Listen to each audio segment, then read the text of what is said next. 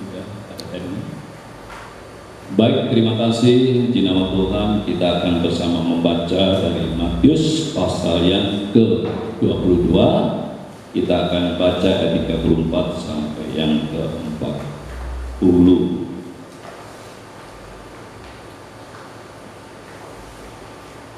Matius pasal yang ke-22 ayat yang ke-34 sampai yang ke-40. Kita akan baca bersama-sama. 1, 2, 3. Ketika orang-orang Farisi mendengar bahwa Yesus telah membuat orang-orang Saduki itu bungkam, berkumpul mereka, dan seorang ahli Taurat bertanya untuk mencobai dia, "Guru, hukum manakah yang terutama dalam hukum Taurat?" Jawab Yesus kepadanya, "Kasihilah Tuhan Allahmu dengan segenap hatimu, dan dengan segenap jiwamu, dan dengan segenap akal budimu. Itulah hukum yang terutama dan yang pertama. Dan hukum yang kedua, yang sama dengan itu, ialah kasihilah sesama manusia seperti dirimu sendiri. Pada kedua hukum inilah tergantung seluruh hukum Taurat dan kitab para nabi." Di nama Tuhan, kita sudah melaksanakan camp keluarga yang bertemakan "Kasihilah sesamamu manusia seperti kau mengasihi dirimu sendiri." Dan di sana sudah banyak dijelaskan. Pada pagi ini saya ingin mempertegas hukum Tuhan. Maka saya mengambil tema, mengapa harus mengasihi Tuhan dan manusia.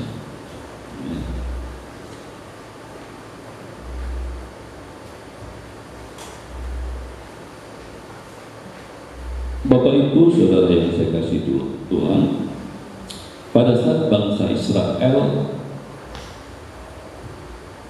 mengalami suatu perbudakan di Mesir selama 400 tahun, dia ada di Mesir akibat dari ketidakpercayaan Abraham. Maka keturunan Abraham harus ada di Mesir 400 tahun, bahkan tercatat lebih, sebagai bukti bahwa keturunan Abraham itu besar. Nah, Abraham sampai pada Musa tidak ada aturan untuk manusia. Maka pada saat Tuhan berkenan membawa Israel kembali sesudah 400 tahun dia di Mesir ke Kanaan, dia diatur oleh Tuhan. Sehingga Tuhan memberikan hukumnya. Tuhan memberikan hukumnya. Tuhan memberikan hukumnya yang 4 hukum itu untuk horizontal, vertikal, yaitu kepada Tuhan. Kemudian yang kedua, 6 hukum untuk horizontal, yaitu kepada manusia. Dan hukum ini diberikan kenapa? Karena bangsa Israel pada waktu di Mesir itu sudah tidak pernah belajar agama, sudah tidak pernah belajar tentang Tuhan. Jadi sejak Yakub sampai ke keturunan, ya, itu generasi yang keempat, 400 tahun. Tidak ada ajaran agama. Paling hanya cerita-cerita Tuhan itu begini, Tuhan begini, cuma itu aja. Nah, juga manusianya semaunya sendiri. Semaunya sendiri. Di sana ada ya, perzinahan, nggak dimengerti itu berzina atau tidak, nggak mengerti. Ya. Mungkin gini, istrimu, istriku, gitu. Suamimu, suamiku, bebas, liberal. Nah, disitulah Tuhan memberikan hukum. Nah, pada saat hukum diberikan, Rasul Paulus mencatat di dalam kitab Roma 3 ayat 20, di situ hukum Taurat itu hanya membuka bahwa itu dosa. Itu dosa.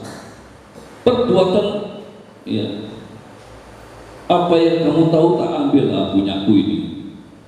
Itu mencuri. Punyanya orang lain diambil, oh ini punyaku ini. Aku senang, ambil. Itu mencuri. Kemudian mengingini miliknya orang lain. Dulu ada seorang ya, mahasiswa teologi, ya, kalau ada miliknya orang lain diambil, dan itu tidak merasa dia ngambil. Kemudian dibungkus dengan kertas kado, dihadiahkan kepada orang yang punya. Yang punya, karena itu bungkusan kado, dibuka, tanya, loh ini kan punyaku. Nah, kenapa? Karena nggak merasa, karena itu penyakit. Nah, Israel bukan itu. Maka ada hukum Taurat itu menunjukkan bahwa itu dosa. Israel di zaman Abraham, keturunan Abraham sampai pada Musa, itu kalau kamu mau selamat ya sunat. Kalau kamu nggak sunat ya nggak selamat. Mau selamat masuk jemaat Israel. Maka dengan itu ada yang namanya disebut proslit, sunat dan dibasuh.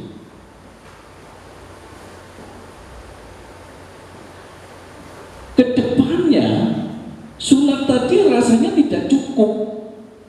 Di mata Tuhan bangsa ini makin memberontak, makin melawan. Maka Tuhan berkata, aku akan mensunat hati mereka.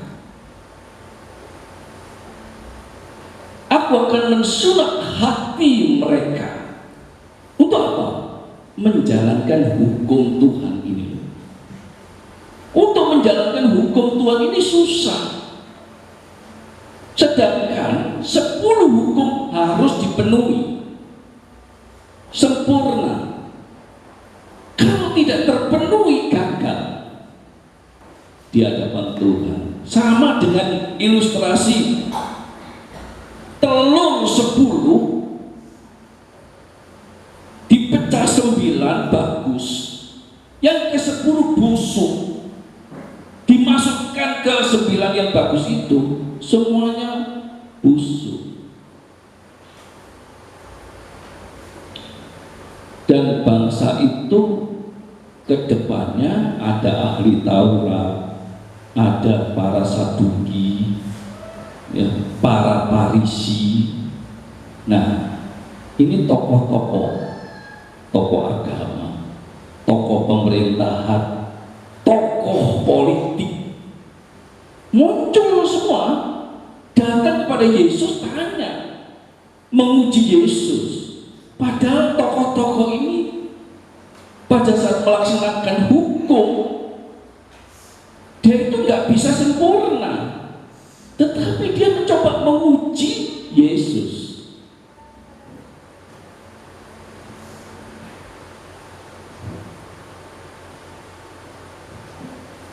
Mungkin pikirnya, apakah Yesus ini berbeda dengan Musa? Itu pikirnya, ya. Hukum ini diberikan kepada orang pilihan, orang Yahudi. Maka kalau memang Yesus adalah guru agama, Yesus orang Yahudi harus tahu ini. Kalau dia adalah orang yang disebut tokoh agama, maka harus hafal 10 hukum itu. 10 hukum itu bagi orang Israel dihafalkan. Berjalan ke sana kemari selalu mengucapkan hukum Tuhan. Pada akhirnya hukum Tuhan itu hanya hafal dan di otak, tidak sampai dilakukan. Apalagi dalam perjanjian lama, Roh Kudus itu hanya hinggap. Kalau dia berbuat jahat, Roh Kudus itu pergi. Mampukah manusia menjalankan hukum Tuhan? Hukum Tuhan ini hanya ada di orang pilihan. Hukum Tuhan itu hanya pada Israel, ke umat kepunyaannya. Bangsa lain tidak ada hukum itu. Kalau saudara perhatikan, agama yang lain tidak ada hukum itu.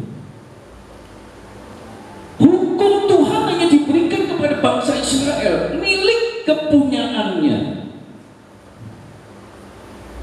Ya, kalau kita baca di Mazmur itu, ya, orang fasik itu hanya untuk dibinasakan. Maka Tuhan tidak ada berkepentingan untuk memberikan hukum pada dia. Berbeda dengan orang pilihan.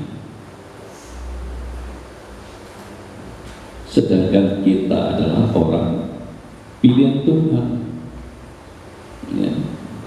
Sebab di dalam Dia Allah telah memilih kita sebelum dunia dijadikan, supaya kita kudus dan tak bercacat di hadapan. Dalam perjanjian lama, hukum Tuhan diberikan untuk mengatur kehidupan bangsa itu yang tidak pernah teratur. Nah, bagaimana dalam perjanjian baru orang yang dipilih Tuhan? Haruskah mengasihi Tuhan dan sesama? Mengapa?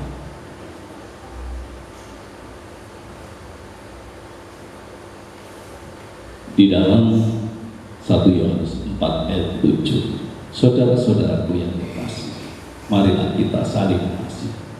Sebab kasih itu berasal dari Allah, dan setiap orang yang mengasihi lahir dari Allah dan mengenal Allah. Artinya apa? Otomatis, auto, ya, bukan dipaksa, bukan ditekan. Mengasihi itu otomatis. Kenapa? Karena kita orang yang dipilih Tuhan. Karena kita adalah orang yang sudah ditentukan Tuhan. Orang yang dipilih Tuhan itu adalah orang yang mengalami regenerasi. Maka dengan itu Tuhan mengkaruniakan kepada kita perbuatan baik, dan Roh Kudus itu tinggal dalam diri kita. Kalau perjanjian lama pada saat berdosa Roh Kudus itu pergi, tapi dalam perjanjian baru Roh Kudus itu nggak pergi. Kejahatan apa pada kita, Roh Kudus nggak pergi, cuma berkata begini, jangan mendukakan Roh Kudus. Jangan padamkan roh. Kalau sudah begitu, wah, tunggu waktunya Tuhan menghukum. Kalau sudah menghukum, wah, ya, Tuhan bertindak, itu manusia akan menderita. Bapak Ibu saudara kasih dalam Tuhan, mengasihi Itu karena kita anak-anaknya. Kita anak-anaknya. Sudah otomatis mengasihi sesama kita, mengasihi Tuhan. Itu sudah otomatis. Karena itu pekerjaan daripada Roh Kudus dalam kehidupan kita. Kalau perjanjian lama, tubuhnya yang memaksa. Maka dengan itulah Rasul Paulus berkata, hukum diturunkan. Hukum Taurat itu ada hanya menunjukkan dosa. Tetapi berbeda dengan orang perjanjian baru. Tuhan ingin kita mengasihi Tuhan, mengasihi sesama. Itu bukan sebuah perbuatan daging, tetapi pekerjaan Roh Kudus. Bukan kita yang mengasihi, tapi Tuhan yang ada dalam diri kita itu yang mengasihi. Inilah kasih itu, bukan kita yang mengasihi Allah, tetapi Allah yang telah mengasihi kita dan yang telah mengutus anaknya sebagai pendamaian bagi dosa-dosa kita. Kita mengasihi karena Allah lebih dulu mengasihi kita. Coba bayangkan, enaknya orang dalam perjanjian baru. Orang perjanjian lama berat banget. Kenapa? Karena Roh Kudus itu gak ada. Berjuang dengan kasih, berjuang mengasihi sesama, berjuang ya, untuk tidak berzina, berjuang untuk tidak mencuri, berjuang untuk tidak memiliki apa barang orang lain. Itu berat. Kenapa? Karena sudah kebiasaan. Kebiasaan itu susah dihentikan, di-stop dengan hukum Tuhan itu susah. Tapi bagi orang percaya luar biasa, karena Allah sudah mengasihi kita lebih dahulu dengan Dia datang ke tengah dunia. Dia mati di atas kayu salib untuk mengubah kehidupan kita. Disitulah memilih kita, meregenerasi kita, dan Roh Kudus bekerja dalam kehidupan kita. Mengapa kita harus mengasihi? Karena kasih itu adalah buah Roh Kudus. Kasih itu buah Roh Kudus. Hati-hati, ya. Maka jangan sampai, saya kemarin bilang ke mahasiswa umum, jangan kalian simpan dendam, jangan simpan kepahitan, jangan simpan itu, karena itu akan merusak dirimu sendiri. Kasih itu buah Roh Kudus, bukan tubuh kita, tapi kasih itu buah Roh Kudus. Setiap kita diperlengkapi perbuatan baik. Setiap kita diperlengkapi perbuatan baik. Saat perbuatan baik itu harus dikerjakan, jangan tinggalkan. Jangan pura-pura tidak tahu. Jangan masa bodoh. Karena Tuhan akan menghukum orang yang tidak mau mengerjakan perbuatan baik. Di saat kita tidak mau mengerjakan perbuatan baik adalah dosa. Berbahagia kita sebagai anak Tuhan. Mengapa kita harus mengasihi? Karena kita sudah diselamatkan oleh Tuhan Yesus. Karena kita sudah ditebus. Karena kita sudah selesaikan dosa kita. Dan kita saat ini adalah milik kepunyaan Tuhan. Kasihlah Tuhanmu, kasihlah sesama, tanpa dirimu sendiri, tapi biarkan itu pekerjaan Tuhan yang mengerjakan kita untuk mengasihi Tuhan dan sesama kita. Amin. Mari kita berdoa. Terima kasih Tuhan, Engkau telah jaga kami, Engkau telah pilih kami. Kiranya Engkau memberikan kekuatan